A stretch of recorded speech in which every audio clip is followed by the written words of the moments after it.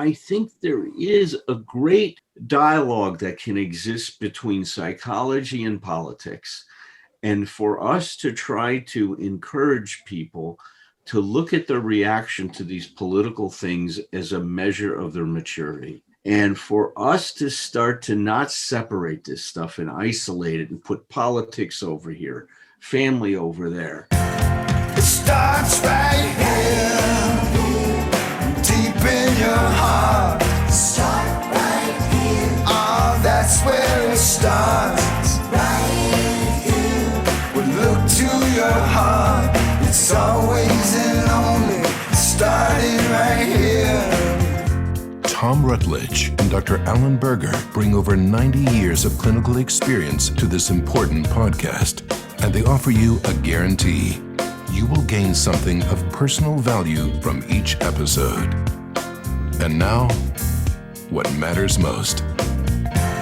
It starts right here. Start right here. Welcome to Start Right Here. I'm Thom Rutledge, and with me is Dr. Alan Berger. And in this conversation we're sort of in the midst of, I also want to just shout out there to you, Patrick, our producer. Patrick Newman has been a big part of this conversation. No, very, very much so, Patrick. And I was thinking about that, is how much I appreciate how much into politics you are and the concern you have for this nation and you know what it's going to be like for you in the years to come. Thom, a lot of concern. Well, of course there are. I mean, look, Thom and I are in our twilights here. We're moving into the fall of our life. I mean, Good luck, Patrick. Yeah. It's like this is our way of saying, Patrick, you are screwed. And Thom and I aren't going to worry about it because it doesn't matter now. Well, and I know we're going to get into the seriousness of this stuff too, but I agree with what Alan's saying about it. I respect for what you do and your awareness of politics, Patrick. But I would say that.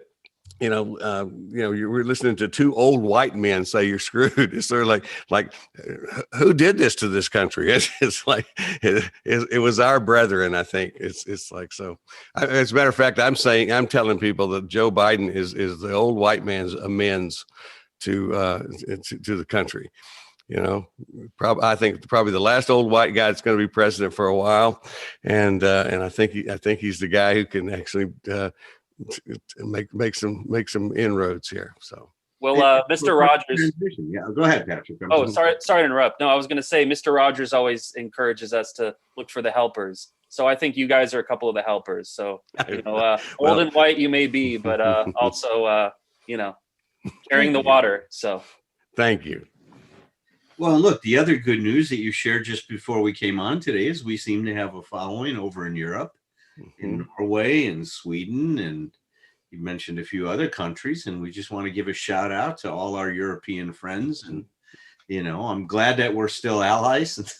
I know it's been tough being our friend for these last 4 years. You know what I'm imagining? Right. I'm imagining in Norway, they've got a speaker out next to, maybe they're doing some ice fishing, and then they're listening to us in the background, tell them about emotional sobriety. I think maybe. That's what's going on. I think that there were some people in Europe wondering if we were going to remain allies and stuff like that with our, challenging NATO and the attitude that this last president had to it. I know as a citizen, I very much appreciated NATO and what NATO stands for. Absolutely. And the alliance we've had. And from my side, I recognize the importance of that, as well as things like the Paris Climate Accord, right? That we're going to enter back into in terms of, that seems to be very clear one of Biden's intentions. And so, look, we're back. We're back. Yeah. We are back. Well, and when you're talking about, very, very excited to see that we have listeners in these other countries. It's, because I think nationalism has been such a part of the problem anyway. I do believe that part of the big part of the solution is, and this is kind of where I love one of the things I love about what we're doing with Start Right Here is there's no different. What we have to do globally and what we have to do nationally is no different than what we have to do individually in seeking our recovery from our addictions and seeking our emotional sobriety. It really does begin with getting out of our own ego, and it's like, if you're coming from ego, it's like it's not going to work. It's simply not going to work, because ego is an irrational place to be. And I actually wrote this down. Sam Harris, the wonderful author Sam Harris, I was reading in a book called, by the way, people ask about the books we talk about, Mindful Politics. It's a little bit older book, like before all the stuff that's happened in the last few years, but it's a great book, Mindful Politics.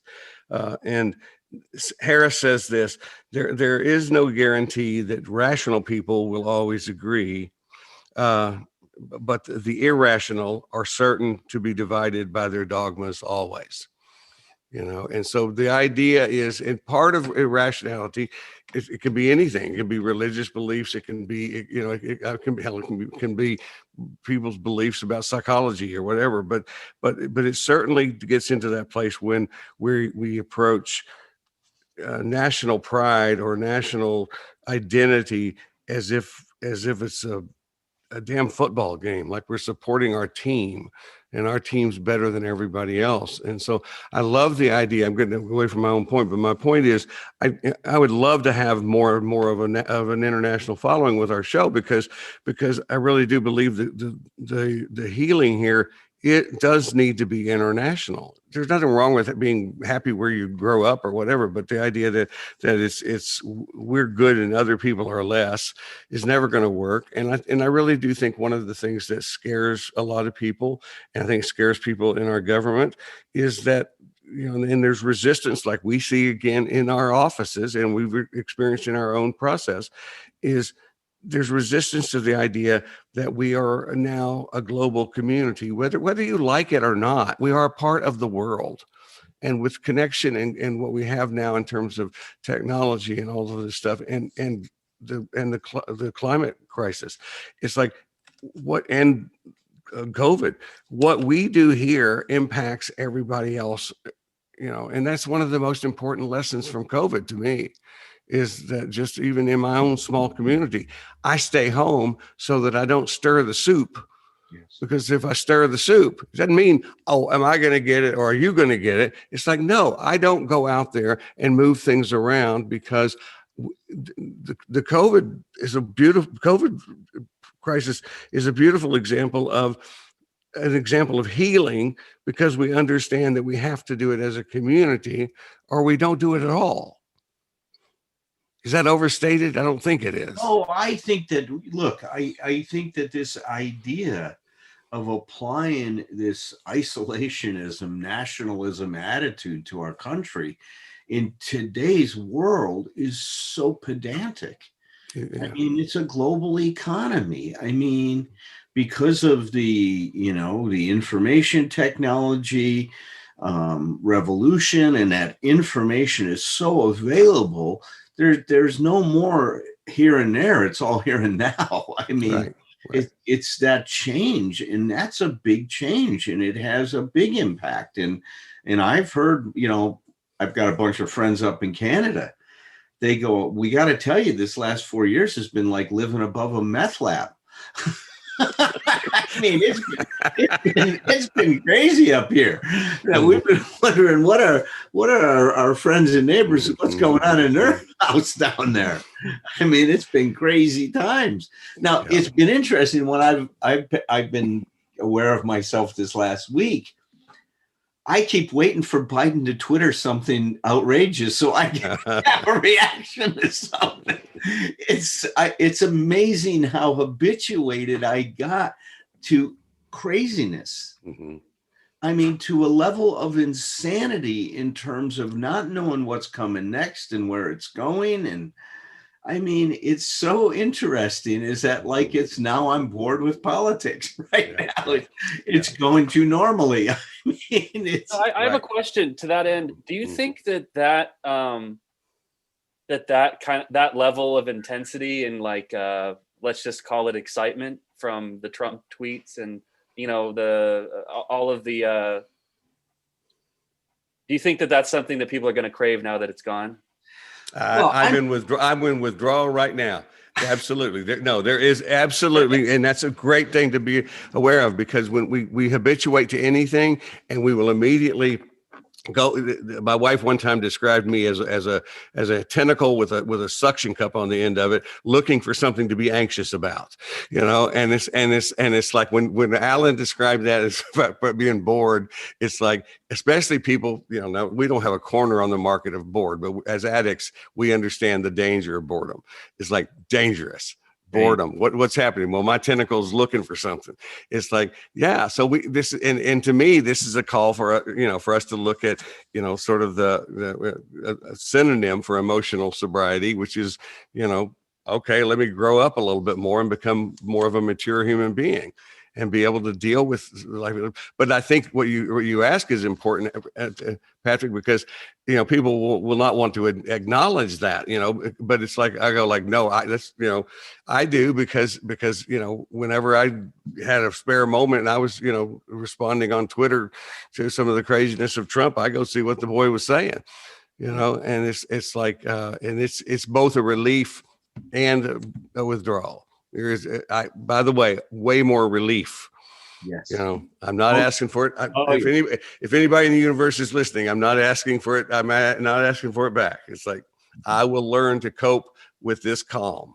Yes. Yeah. And for me as well. And I mean, I carry a resentment with me that, I mean, I don't know how, I wish there was a way for me to add up the hours cumulatively every day for the last 4 years or 5 years, I guess, because he was running.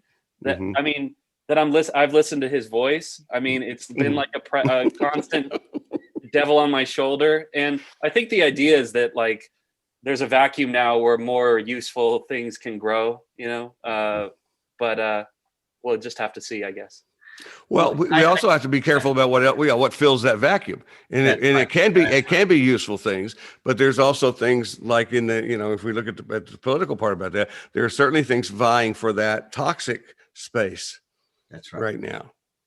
Well, I just want to say something too, because I had one of our followers come on and say, well, do you guys need to be so political? That even though she's has some left leanings, she goes, well, I just imagine some people might have a difficult time listening to the program and stuff. Well, first of all, I think real conservatives aren't going to listen to our program. I mean, we're not conservatives. I mean, we're on the other side of the spectrum. Mm-hmm. But it would be an interesting thing is to do what we talked about last time. Just hear our point of view. There are other point of views, and it doesn't necessarily have to be yours. You can be differentiated when you listen. And that was something I was going to bring up last time, Tom. Yeah. Is that part of our discussion about tolerating differences also has to do with our emotional maturity. Yes. And that's a big problem that we have, I think, as a nation. I was thinking the other day, one of a book that means a lot to me and personally and otherwise is Man's Search for Meaning by Dr. Viktor Frankl. Love it. Fantastic book, right? I mean, and I think it's filled with so much wisdom. That book has sold probably about 6.5 million copies. Now, just think about that for a minute. There are 360 million people in the United States. 360. Let's say 250 million of those are adults that could pick up Frankl's book, read it, and get something out of it. The fact that only 6 million people have read that book out of 250 million, it's a spit in the ocean. It's a spit in the ocean, is that we are not promoting and cultivating maturity in this country. It's when I look at what goes on is that we're not a culture based on wisdom. we're not seeking wisdom. I mean, you can just see it in terms of if you've got a good arm and you're a great quarterback, you're going to be paid millions and millions of dollars. If you're a wonderful teacher and you can inspire kids to learn, you'll be doing employed, great. maybe. Yeah, you'll be doing great if you're making $90,000 or $100,000 a year. Most teachers are getting $60,000, $70,000 a year. I mean, where we put our money and where we spend just shows our values. Right. How many times do you go into a university and see classes on maturity and growing up? I mean, now some of the universities have a department of happiness. They're starting to pay attention to these things. But look, even I was in the psychology department. You know how few courses were about, personal growth and versus studying the physiology of the eye, for example, or, right. I mean, it's, so I guess what I'm saying is that I just wanted to bring into our discussion from last week. I think one of the reasons we get so polarized is that we have not grown up much as a nation.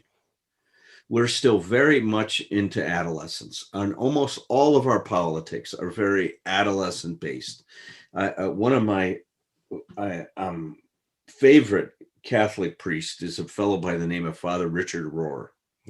And he talks about adolescent Christianity versus adult Christianity. And he says in adolescent Christianity, what you have is us versus them. Yeah. Right? There's us, the good Christians, and all of those of you that are not, right? He says in adult Christianity, you don't have that. It's completely inclusive. Yeah. God is in everything. God is not just, and God does not just love Christians. God loves everybody. Right. I mean, you don't have to do just what Christianity says to be loved by God. I mean, God just is love. I mean, it's such a different point of view, but our politics is so much based on who's right and who's wrong. Right. When you said we don't have a culture based on wisdom, what I wrote down was it's based on competition. That's right. It really, I think it is. And you listen to, I was listening to a news report earlier today, and the long and the short of it is that they were talking about the choices the Republican politicians have at this point about what they're going to do, but everything what has always gotten on my last nerve about how even the media just joins into this is they're all talking about it based on with the assumption that these people in politics have to do the thing that is going to keep them in power. Nobody's talking about right and wrong or the moral, and I don't mean right and wrong like either or, but I mean, I'm just talking, nobody's talking about the moral aspects of any of this. Nobody's talking about, they're saying, well, of course they have to, of course you have to take a position that will destroy democracy because otherwise you might lose your job. I'm a guy who the reason I work for myself is because I couldn't keep a job. It's like, and it's like, and I probably shouldn't have some pride in that, but I do, because every time with one exception, every time I lost a job, it was because I either got fired or I got really pissed off and stormed out because of something that was an ethical breach that should not have been. People need to be if I'm yelling at the television, I'm probably yelling about you should be willing to lose your job if somebody is doing something wrong, and you need to stand up to it. Yep. But we seem to accept that, and that seems to go into that sort of, like you said, that adolescent approach where we just kind of accept that no, this is really just about the game of being in power. As opposed to how we're doing as a community, as a population. Right, and I wanted to say just very briefly that cards on the table. I very much loathe conservative politics and conservative politicians, but I believe that every American deserves a dignified life, a well-paying job, health care, equality under the law, and that their vote should be counted. And I think that that's something, I just want to make sure is recognized by our friends across the aisle, is that, right. It's, we could disagree, but I still want them to have all the things that I want to lead a dignified life. So right. Well, you also there's another piece here that I think this is just needs to be a part of the ongoing conversation, is that because we always want to try to practice what we teach, or practice what we're asking for, is the idea of certain words, certain language, getting like liberal. To be a liberal is, that turned into a horrible, supposedly insult. That's right. Yeah. I mean, the funny one for me was progressive. It's like, how do you turn progressive into a negative word? Because it's about progress, but the other one is conservative. It's like and you may I don't know everything you mean when you say that about conservative politicians. I use one guy that's an example is Joe Walsh, not the guitar player, but the politician in the conservative radio show host. I have been connected to him on Twitter for this entire last 4 years, and vehemently disagreed with him, and kind of did my best to stand up and fight when he was supporting Trump in the beginning. But if you follow what this guy has done, he is a wonderful example of a man who is an independent thinker, and he has thought this stuff through. He didn't move immediately, but he gradually has moved, and he's done some beautiful speaking out about what's right and what's wrong, and about not just about Donald Trump, but about the entire Republican Party right now. There are people who do that, and he proudly, just like Joe Biden says, I'm a proud Democrat. He proudly would describe himself as a conservative person and a politician. And it's like, so we also have to be careful about, language, and just say, and I don't mean what's your language. I mean, define your terms. What does that mean? Because if you say I'm liberal and go like, okay, well, what do you say about that? If people say, well, that means, you want to take all my money away and give it to somebody else, and go like, nope, that's not what it means. I think that's right on. And I think we've got to challenge all of those things. And language is a big part, isn't it, Thom? It is so much in therapy. This is where I used to think it was an accident that I was an English major who didn't know what to do. If I wasn't going to be a rich and famous poet, I didn't know what I was going to do. And then I accidentally became a therapist. Apparently a decision I made in a blackout, because I don't remember making it. But I woke up in my life and I was a therapist, and I haven't looked back. I don't regret that. But one of the things I think has really helped me in that way is my being an English major. It's like I listen so much to people's language, and I ask people about their language and about, what do you mean by that, and tell me about that phrase. And I used to kind of apologize for it, but I don't any longer. I realize now it's like it really makes a difference. A couple can have an argument. I can give you example on example. A couple had an argument of about something, and they're using the same word, but they mean two different things. Yeah. And it's like they may not even be in disagreement, because once we stop and say, what do you mean, by this word? And they'll go like, well, that's not mine at all.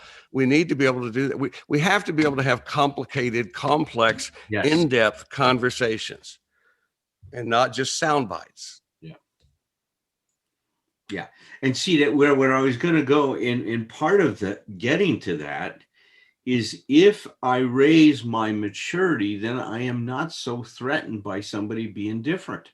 Yes. And see, that's the big part of this, is that it's very hard to reach across the aisle and even listen to someone with a different opinion if I take that as a threat. If it becomes something that generates anxiety, then that turns into fight or flight. I'm going to make you wrong. You're going to make me wrong. I'm going to go after you. You're going to go after me. I'm going to avoid you. You're going to avoid me. It goes into all of this crazy stuff. And all of that, you and I know, in a relationship, what does that do to the connection between a partnership and in a marriage? It destroys it, man. I mean, if it's one of these things, is that I think there is a great dialogue that can exist between psychology and politics, and for us to try to encourage people to look at their reaction to these political things as a measure of their maturity. And for us to start to not separate this stuff and isolate it and put politics over here, family over there. You know, one of the things I've loved about the AA message is we practice these principles in all our affairs. Yep. We practice these principles in all our affairs. And, you know, AA has this great idea that unity should come first. Because if we start to divide ourselves and get too divided, then what happens is we can't support each other's recovery. And this program, like you've said so many times, Thom, is that we need each other in recovery. It's a community, right? And we're growing together. And I think a lot of these ideas that are relevant in terms of helping people put their lives together can also have a lot of value in terms of the political discussion. Absolutely. I mean, there are a couple of things you said there that are just, and I noticed, I think, Patrick, I think you were writing a couple of notes there too, because Alan hit a dialogue between politics and psychology. And the other is the, if I can read my handwriting, is the way we react to these, to politics and to these difficulties, these conflicts, is a reflection of our level of maturity. You said it better than I did, it's. I think, speaking of language, I like that. I think we should be in our conversation for our conversation's sake. I'm not saying we have to give it to everybody has to go with us, but it's like, I think one vocabulary word for emotional sobriety needs to be maturity. You know, for me, it's one term has always been there is self-respect, because I'm a big believer that self-respect is the measure that I want to use every single day of my life, more than happiness. I like happy, but at the end of the day, I want to be able to say, how did I feel about being the best version of myself today? And if I didn't do so well, how can I do that better the next day? But the idea of maturity fits right in there with that vocabulary. And if we can talk about that, then we can maybe talk about that without regard for what political party you're in. Let's just and get into the thing that you and I love to talk about, Alan, which is process. You know how many we've shared together that we both have had the experience of couples being frustrated with us early on and working with us in therapy because we don't seem to be paying attention to what they're arguing about, because because they want tell them I'm right, doc. It's like that kind of stuff, and we're going like I'm not. I one time I remember telling somebody one time, said, "What you're arguing about is none of my business." I said, "My job is to help you be able to argue better, to be able to communicate better. I'm looking for how you're messing up the communication. Not about who's right and who's wrong. And if we can have those conversations, that is more mature. We are going to make more progress." And I really do think that's what Joe Biden is talking about. I think Joe Biden sees this. That thing he did the night before his inauguration, when they did the memorial thing, when he talked about grieving and remembering. I mean, I just cried. I thought he was as on target as we've ever been in therapy. It's like he said, in order to grieve, you have to remember. Yeah. And it's like, wow. It was so amazing. That's one of the things I do appreciate about this presidency at this point in time. There's room for us to be human. And he's really creating that. What he did with that memorial service was so needed. I mean, there's been so much grief going on with COVID that's been unacknowledged at the national level. What memorial service? I don't know if I watched it. So they took 400 candles and put them along. What is that called? Where they were put at the right by the water in front of the Lincoln Memorial. What is that called? On the mall. Yeah, the mall. Yeah, the mall. So that strip of water, and you got this beautiful reflection of all these lights in the water at night. And he came in and did a memorial service for the 400,000, people in the United States, citizens of the United States that have passed away. And his words were profound. I agree with you, Tom. It And was, yeah, Kamala as well. It's like they both came and they did this in memorial. This is the night before the inauguration. Right. It's like, it was just, yeah, it was. Do you remember how we grieved after 9/11, and for us to not have had the space to reckon with what's happened and what's happening?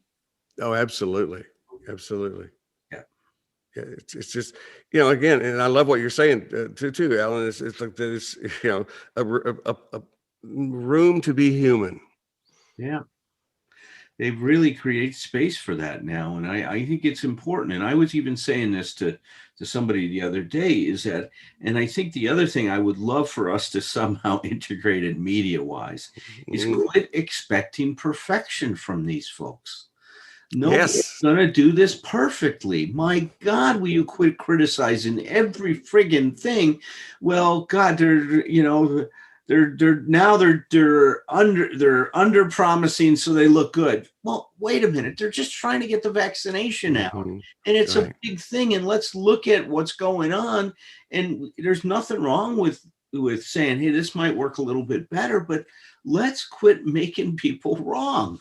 Well, if you think about it, if we see ourselves, and this is why, again, to go back to the connection to our work, I always refer to my clients as collaborators, and it's like we're working on this together, and it's like, and I welcome you to redirect me and change me, do this kind of stuff. It's like, there's no, when you're just that quick to criticize, when you think it, even with media, when you think it's your job just to criticize, it's like, that's, we want to be, again, language critical in the sense that we need to critique what's happening. But if we're just looking for a way to insult somebody or to make it right or wrong, then we're passing up an opportunity to work together and to grow. Exactly. And that's yeah. And that's really, Chris Cuomo is always trying to come back to that point. He says, look, I'm going to be critical here, but I'm always leaving room for dialogue here. And that's the part with Chris I like a lot. Is that he really tries to create that. But I do think that this is one of the things, we talk about it in that Thursday night meeting a lot. And this whole thing about the idea that life is supposed to be a certain way is such a setup. And if we put on this idea that life is supposed to be perfect, man, we're going to be fighting a lot of windmills. We're going to be Don Quixote on our horse and going after. Right. And what we're saying is we've already been there. That's our personal lives. That's the lives that the three of us are recovering from, and so the idea, that's one of the things about this is, wait a minute, we already know just a shitload of what to do about this stuff. We do. That's true. Yeah, because it isn't that different. It's like, let's bring it into. I wish and I've certainly made my efforts at sending out to press releases and stuff to media to get on CNN or sit and have a conversation.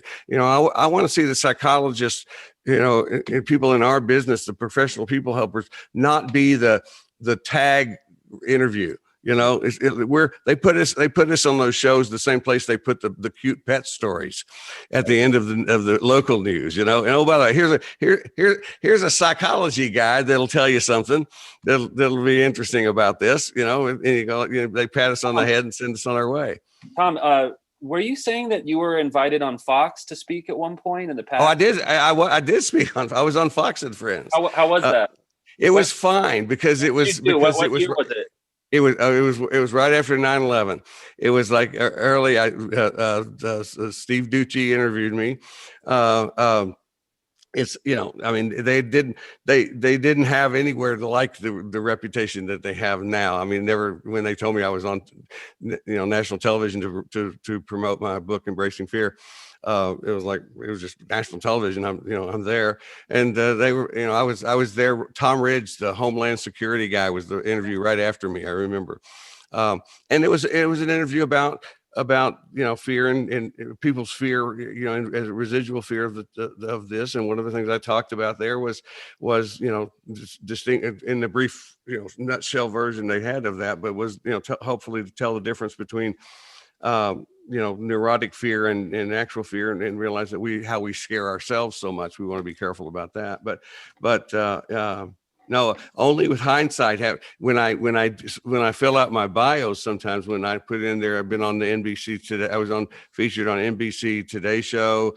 I've been interviewed by Anderson Cooper, and then I get to the Fox thing, and it's like I sometimes hesitate because it means something different than it used to be. But I keep putting it on there because I did it. Yeah, you should be proud of that. I did. Yeah. They were very kind to me, and I had no idea what was to come. Yeah, no, well, I was going to say, just in reference to your words about Biden, is that I voted for Bernie Sanders in the primary, full disclosure, but Joe Biden in the general. And I think I really believe in the power of symbols, and I do believe that on the basics, Biden and I agree that the function of government is to provide for people and to provide an infrastructure for supporting, our collective well-being. And there's some place you can go with that, and there's a conversation to be had. And both actors are operating in good faith, So that's. Well, and I think that's one of the things that Alan's just talking about too, that when we can get into this more mature way of conversing, and we're not saying one person's bad, one person's good. I mean, that was one of the things that I objected to in the previous election. It seemed to me that there was such a polarization inside between the Sanders and Hillary Clinton camp that seemed to work really against us. And it was going like, it's like, no, we need to be the people, I want to be a part of the group that is actually putting out there that we're not looking for the right thing. We're looking for right things, better things, progress, not perfection, and it's like, and I personally think the Democratic Party, the group of people who were running for the nomination this year, I really got nervous about how they were going to handle that, and I think they did a beautiful job of coming together and demonstrating unification. I mean, beautiful job. Who doesn't love Mayor Pete, man? I know. Yeah, Bernie and Pete Buttigieg are now working inside the Biden administration. Yeah. As well as Kamala Harris, obviously. Yeah. And so, to your point. Well, no, look at the diverse group he's put together in terms of his cabinet and his whole administration. I mean, it really is a historic moment. Like you said, Tom, we're seeing the baton get passed. We really are. Yeah, he knows. I love that. That he defines himself as a president of transition. He knows that he's handing it off to the younger generations, and it's like, it's, on a personal note, Alan, that's just a weird thing. I remember when Clinton became president, and I realized somebody who was a baby boomer, somebody who was of my generation, was president. How weird that was. Yes. And then I remember when Barack Obama became president, and I realized somebody younger, significantly younger than I am, was now president. And it's like, it's amazing when you look at that and you look around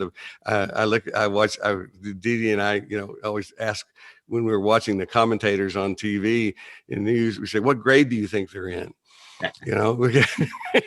Because they all look like children to us, because we're not because of them, but because we're so old now. So true. Mm-hmm. But Biden, by the way, is older than us. He is older than us. He is our elder. Well, what do you think, Patrick? Well, how do you feel about this discussion today? I feel fantastic about it, and I hope you don't mind my contributions. Love them. Welcome. Always welcome. And and I just like speaking in the affirmative about what's coming up, and apologies to any listeners that may be Trump supporters. We love you too, but I've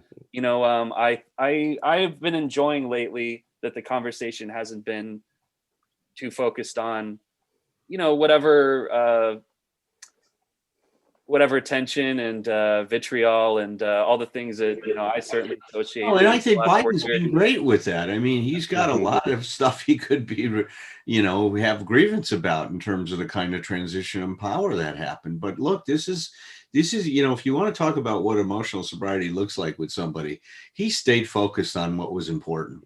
He did not get off into, Trump could do whatever he was going to do, and Biden knew what his job was, and he stayed focused on what that was. And so regardless of the lack of support and collaboration, he just came in and did what he needed to do and prepared himself very well so that when his administration started, they hit the ground running.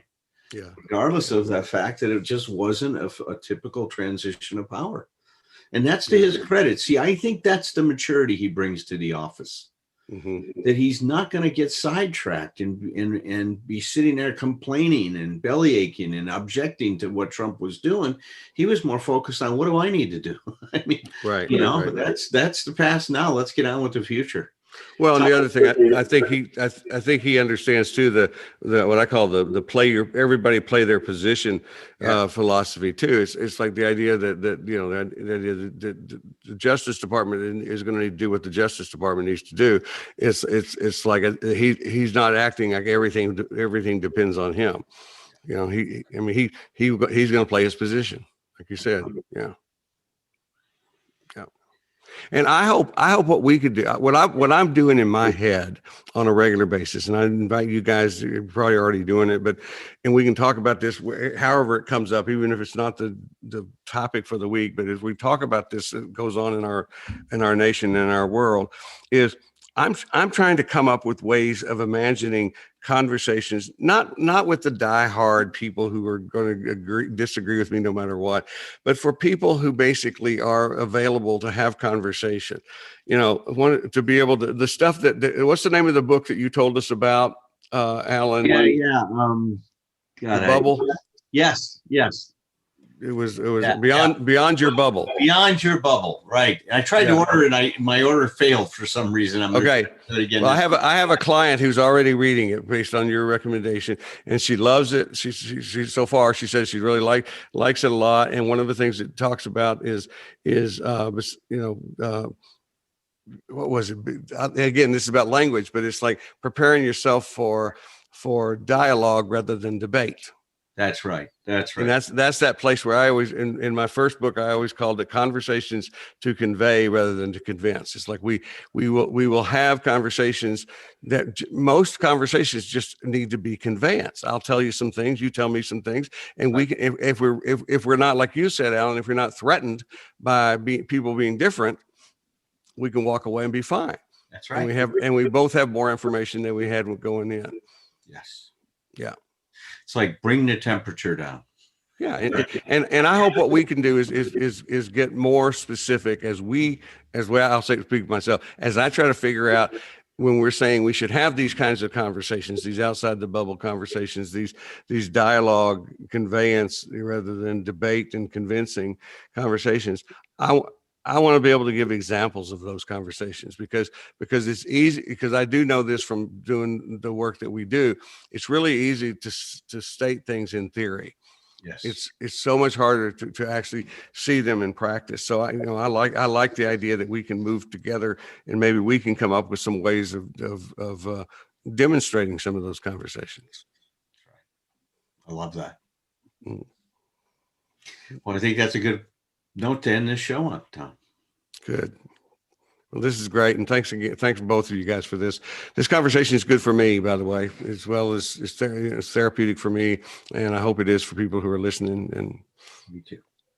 And speaking of that, we love to hear from people. It's like and Alan and I are not too swift on these things, but we've recently discovered from Patrick that we actually there is an email address. You can because you can always email Alan or I, but it's like the podcast actually has an email address, right, Patrick? We can't hear you, Patrick. You muted yourself. Sorry about that. Our email address for the podcast is podstarthere@gmail.com, and I'll include it in the show description today. Okay. And then you put it on also, that would be great in the show description. Mm-hmm. That would be great. I would love to. Could it just be there on each one of them and just say, we welcome Absolutely. your questions? Keep it. Yeah, because I love it when we hear from folks, and whether that be to it's. And then what I'd like you to also put in the description is Tom's, at the end of the show, we say you can contact Tom at.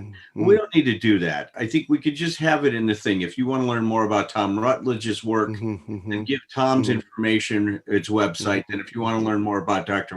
Berger's work, and then just put our thing in, and we don't have to keep repeating it. Got it. Boilerplate. It'll be there every week. Okay, perfect. Brilliant. It's a spiral, not a circle. Goes round, round, round. Look for solutions, be your own friend. Never say never in either direction. Look in the mirror, trust the reflection.